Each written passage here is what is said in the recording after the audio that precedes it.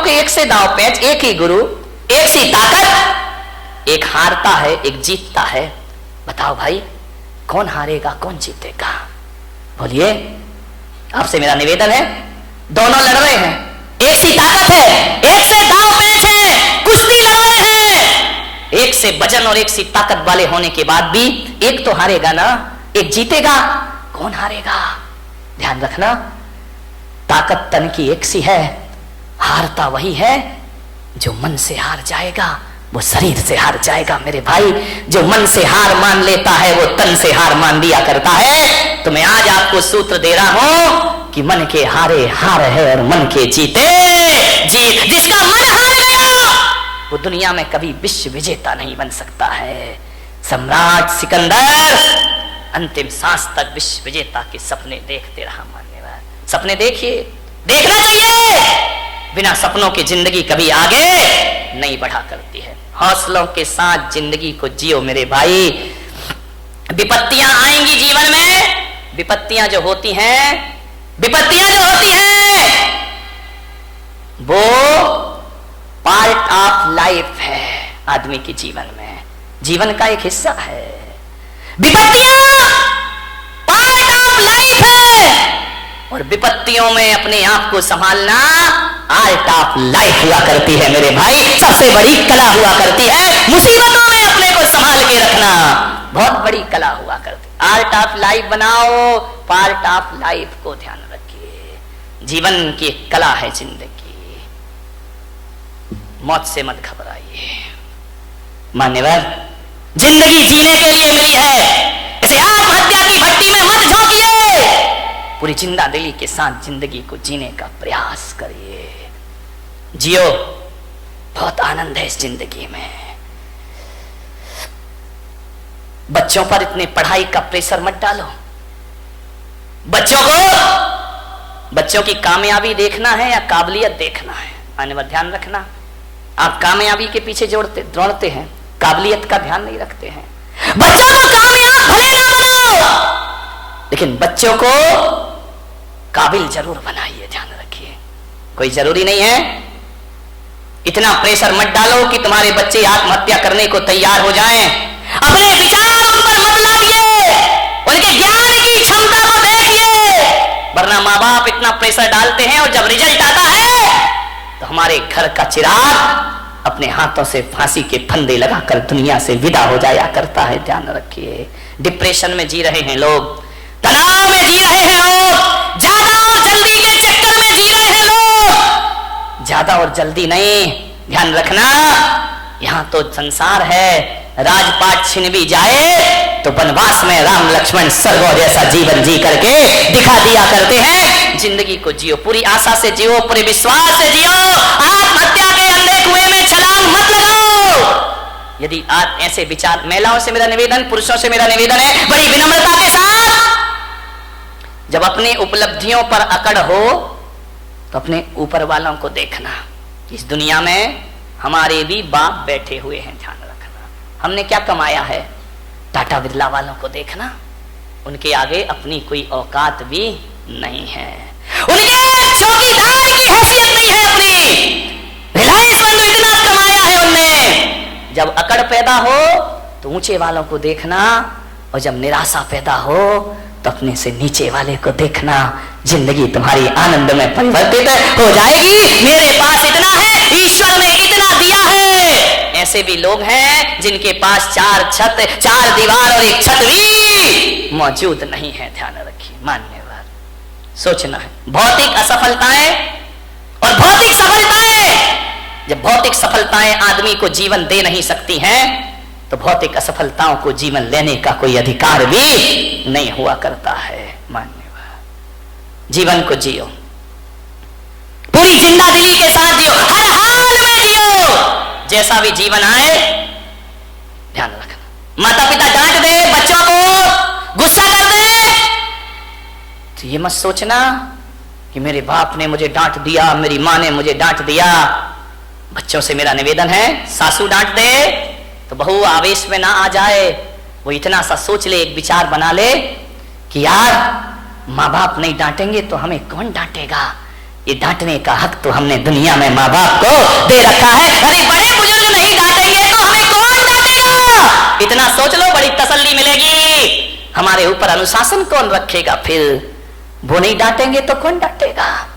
और बड़े बुजुर्गों से निवेदन है, बच्चे बेटियां बहुएं गलती कर दें तो डांटने से पहले सोचना, बच्चे गलती नहीं करेंगे तो कौन गलती करेगा? आपका घर चुकी पर बच्चों से तो गलतियां होती है, बहू से तो गलतियां, अरे आई है बच्ची है ससुराल से आई है, हो गई गलती, उसके लिए इतना तमाशा खड़ा करने की क्या जरूरत? जीवन को सुखी बनाने की छोटी छोटी सी बातें हैं, ये आपकी जिंदगी को बदल के रख देंगे, पलट के रख देंगे। गलतियां तो बच्चों से ही होती हैं। बड़े सोच लें बच्चे तो गलती करेंगे ही करेंगे, और बच्चे सोच लें माँ बाप तो डांटेंगे ही डांटेंगे। जिंदगी को समझना, आराम से जियो। जिंदगी जीना एक कला है मेरे भाई, इस कला को थोड़ा सा सीखिए। ये जिंदगी बोझ भी होती है और जिंदगी वरदान भी हुआ करती है मेरे भाई। कांटों पे नजर होगी तो दुनिया में कांटे ही कांटे हैं, फूलों पे नजर होगी तो दुनिया में फूल ही फूल हुआ करते हैं। मान्यवर निवेदन है आपसे, पूरी जिंदगी को हौसले से जीने का प्रयास, हर हाल में जियो।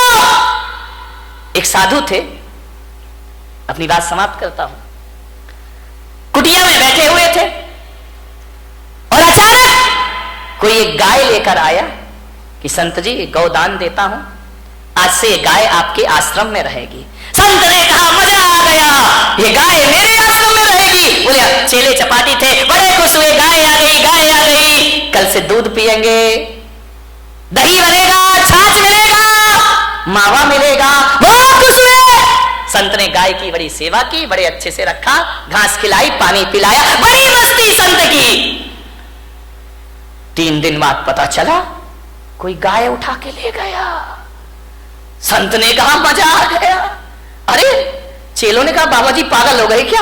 गाय आई थी तब तो मजा आया था, ये चली गई तो अब गाय का? अरे बोले बड़ा मजा आ गया, बड़ी जिंदगी आनंद में हो गई। अरे बोले संत जी पागल दिमाग खराब तो, अरे बेटा नाचो, गाय गई, गाय गई। अरे बोले अब दूध कहां मिलेगा, मावा कहां मिलेगा, छाछ कहां मिलेगा? संत ने कहा एक तरफ गया वो दूध और मावा, अरे गाय गई तो गोबर उठाने की झंझट भी हमारे पास से चली गई। अब कहां की घास, मस्त रहो, भगवान का भजन करो। ध्यान रखिए, ऐसी जिंदगी जियो, राजी है हम उसी में जिसमें तेरी रजा है। यहाँ यूं भी वाह वाह है, यहाँ त्यों भी वाह वाह, हर समय वाह वाह है। ध्यान रखिए, मिल जाए तो कोई बात नहीं हो, चला गया तो आनंद में जियो ना। लेकिन तुम्हारी जिंदगी निराशाओं में जाती है। एक गुलाब का पौधा ये सोचता है कि मैं नारियल के पेड़ की तरह बड़ा हो जाऊं। अब बाजू में लगा है, अब वो सोचे मुझे नारियल का पेड़ बना दे, नारियल का पेड़। अब गुलाब का पौधा कैसे पेड़ बन जाएगा? पेड़ इसलिए दुखी है कि वो सोचता है यार गुलाब जैसे फूल मुझ में आ जाए, गुलाब जैसे फूल, जिंदगी दुखी हो जाएगी। एक जगह मैंने देखा, अरे गुलाब का पेड़ अपनी पौधा अपनी मस्ती में झूम रहा है, नारियल का पेड़ अपनी मस्ती में झूम रहा है। मैंने एक साधु से पूछा बताओ ये अपनी मस्ती में क्यों है, ये इतने आनंदित क्यों है? बोले इसलिए आनंदित है कि नारियल का पेड़ कभी नहीं सोचता कि मुझ में फूल लग जाए, और गुलाब कभी नहीं सोचता कि मैं इतना ऊंचा हो जाऊं। इसकी अपनी मस्ती होती है और उसकी अपनी मस्ती में रहो। अरे मेरे भाई, पूनम की रात का जो सौंदर्य है ना, कभी कभी अमावस भी बड़ी सुंदर लगा करती है मेरे भाई। यदि अमावस की रात ना होगी तो पूनम का सौंदर्य कौन जान पाएगा? यदि जीवन में दुख नहीं होंगे तो सुख का स्वाद। एक बात बता, यदि जिंदगी में सुखी सुख होता, दुख नहीं होता, तो क्या करते आप बताइए? सबको सुख, सब सुखी सुख। अब कोई बोले ये छोटी उंगली, ये बड़ी उंगली, ये बीच की, अरे भाई क्या दिक्कत है? अब ये एक बात बताइए, यदि 5 उंगली भगवान एक सी बना देता तो क्या करते आप? कल्पना करो, कभी सोचते हो ये 5 उंगली एक सी हो जाती तो ना लिखने का आनंद ले पाते, ना खाने का आनंद ले पाते, सामान उठाते नहीं बनता।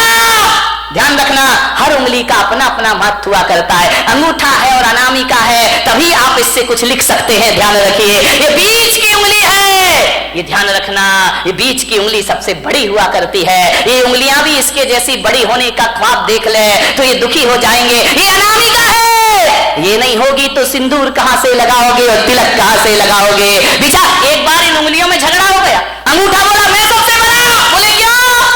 बोले देखो मैं सब, बात तो देखो, ये अंगूठा है दिखाई दे रहा ये अंगूठा, लेकिन ऐसा बदकिस्मत है कि अंगूठा ये है, अंगूठी ये पहनती है। ध्यान, इसके पास नहीं आती अंगूठी, इसके पास आती। ये 4 अंगूठी पहनती है, अंगूठा अंगूठी दिखाते रह जाया करता है, उस पर आभूषण ही नहीं आते हैं। बोले मैं सबसे बड़ा। बोले क्यों? बोले मैं मोटा हूं, मेरे बिना 4 उंगलियों तुम लोग कुछ नहीं कर सकती हो, तुम्हारा कोई अस्तित्व नहीं है। तर्जनी ने कहा इसका मतलब मैं नहीं होंगी तो तुम दिखाओगे किसे? ये तो दूसरों पे उठती उंगली, अपने पे तो उठती नहीं है। बोले दूसरों पे उंगलियां उठाने की जरूरत पड़ेगी, मैं तैयार खड़ी हूं। बड़ी ने कहा मैं सबसे बड़ी हूं। अनामिका ने कहा चल काय की सबसे बड़ी है, मैं नहीं होंगी तो तेरा कोई अस्तित्व नहीं बचे। छोटी वाली चुपचाप खड़ी थी। बोले बहन तू भी कुछ बोल ले। बोले मैं काय को बोलूं, मैं तो सबसे बड़ी हूं। अरे बोली छुटकी ज्यादा बोल रही है, इतनी सी तो है तो कह रही सबसे बड़ी हूं। बोले तू क्या करती है? अंगूठा ने कहा मैं साइन करता हूं, अंगूठा लगाता हूं। तू क्या साइन करेगा? तर्जनी ने कहा मैं नहीं होंगी तो पेन कहां से पकड़ लेगा? तो बीच वाली ने बोली चले तेरे में ताकत तो मेरे से आया करती है। छिंगली ने कहा देखो छोटी वाली ने, मेरे पास कुछ नहीं है, मैं सबसे छोटी हूं, लेकिन मैं इतना जानती हूं, मैं सबसे बड़ी हूं, मैं सबसे बड़ी हूं। बोले छोटी हो के अपने को बड़ी क्यों कह रही है? बोले इसलिए कि जब जब भगवान को प्रणाम किया जाता है मैं सबसे आगे खड़ी रहती हूं और तुम सब मेरे पीछे खड़े। ध्यान रखिए, प्रणाम करोगे तो छोटी वाली, जो झुकना जानता, जो प्रणाम करता वो सबसे बड़ा हुआ करता। किसी से क्षमा मांगो, देखो लड़ने में तो तर्जनी तुम तैयार रहती हो, लेकिन जब माफी मांगी जाती है तो मैं सबसे आगे खड़ी रहा कर। सबका आनंद है अपना अपना, सब उंगलियां एक सी हो जाएं तो जीने का मजा क्या बचेगा मेरे भाई? ये छोटे बड़े नहीं रहेंगे तो जिंदगी कैसे चलेगी? इस दुनिया में क्षत्रिय की भी जरूरत है, इस दुनिया में ब्राह्मण की भी जरूरत है, इस दुनिया में वैश्य की भी जरूरत है, और इस दुनिया में शूद्र की भी। शूद्र नहीं होंगे ना 3 दिन हड़ताल कर दे, जीना मुश्किल हो जाएगा मेरे भाई, ध्यान रखिए। सबका अपना महत्व है, अपने अपने में राजी हो जाओ। राजी है हम उसी में जिसमें तेरी रजा है। यहाँ त्यों भी वाह वाह है। यहाँ कबीर का झोपड़ा एक दिन बेश्या के कोठे के सामने बना दिया गया। बेश्या को बड़ी परेशानी हुई, कबीर को कोई परेशानी नहीं थी। संतों को क्या परेशानी? परेशानी तो संतों से दुनिया को है। कबीर अपनी भक्ति करता था, राम नाम भजन में लीन रहता था। बेश्या को डिस्टर्ब हो गया। रोज बेश्या के कोठे में ढोलक बजती, तबले पर थाप पड़ती, घुंघरुओं की आवाज आती, और जब घुंघरुओं की आवाज और ढोलक की थाप पड़ती, कबीर उस संगीत में अपने राम का भजन किया करता, भगवान का स्मरण। बड़ा आनंद है मुझे जीवन में। लेकिन जैसे ही कबीर भजन गाता तो ये दीवाने मतवाले लोग वेश्या के कोठे में जाते और कबीर का भजन सुनते, कबीर के पास जाकर बैठ जाते। अरे वेश्या ने कहा ये कबीर तो मेरा धंधा चौपट कर देगा। जे लोग आते हैं वासना के लिए, ये साधना में लगा देता है। बोले ये तो मेरी दुकानदारी पूरी बंद कर देगा। वेश्या ने कहा इसका झोपड़ा हटाओ यहाँ से, अपना धंधा बंद हो जाएगा। लोग कबीर के पास जाते हैं, शरीर को नश्वर समझने लगते हैं, भोगों को नश्वर समझने लगते हैं। और ये आदमी भोगों को नश्वर समझेगा तो मेरा तो खाना खराब हो जाएगा। वेश्या ने अपने यारों से कहा कि जा आज रात को कबीर का झोपड़े में आग लगा दो, जला दो रात को। रात हुई, वेश्या के यार गए, कबीर के झोपड़े में आग लगा दी। घास फूस का झोपड़ा धू धू करके जलने लगा। कबीर ने देखा मां अभी तो ये झोपड़ा तू कितना चाहता है मेरा राम, मुझे कितना प्यार करता है, क्योंकि जब ये झोपड़ा था ना तब तुझे दिक्कत होती थी मुझे देखने में। अब झोपड़ा हटा दिया, आओ अपन सामने से दीदार करेंगे। बीच की दीवार खत्म हो गई, मजा आ गया, हरि भजन करने लगा, जल गया झोपड़ा। बोले लोग हवन यज्ञ करते हैं तो आहुतियां डालते हैं, अरे मेरे राम जी तुमने तो मेरा झोपड़ा ही आहुति में डाल दिया, मजा आ गया। अब खुल के आकाश को देखेंगे, चांद सितारों का सौंदर्य देखेंगे। बहुत खुश हुआ कबीर। बात बदल गई। किस्मत को बदलने में ध्यान रखना, 100 साल में किस्मत जरूर बदलती है, ध्यान रखना। ऐसा कोई नहीं जिसकी किस्मत ना बदलती हो, जरूर बदलेगी किस्मत। आज है कल नहीं रहेगा, आज कुछ नहीं है कल सब कुछ होगा, ध्यान रखिए। हवा का एक झोंका आया, और कबीर के झोपड़े की आग वेश्या के कोठे तक पहुंच गई और उस आग ने पर्दे जलाना शुरू कर दिए। पर्दे जल रहे हैं, साजबाज जलने लगे, ढोलक फट गई, हारमोनियम जल गया। वेश्या उठी, ये क्या हो गया? मेरे कोठे में आग लग गई, मेरी जिंदगी भर की कमाई सब मिट्टी में मिल गई। बहुत परेशान हुई वेश्या, कोई बुझाने वाला नहीं। उस रात को उसके कोठे की आग, सवेरे तक कोठा जल जल के धुआं हो गया। दौड़ी दौड़ी गई कबीर के पास। कबीर कबीर कबीर।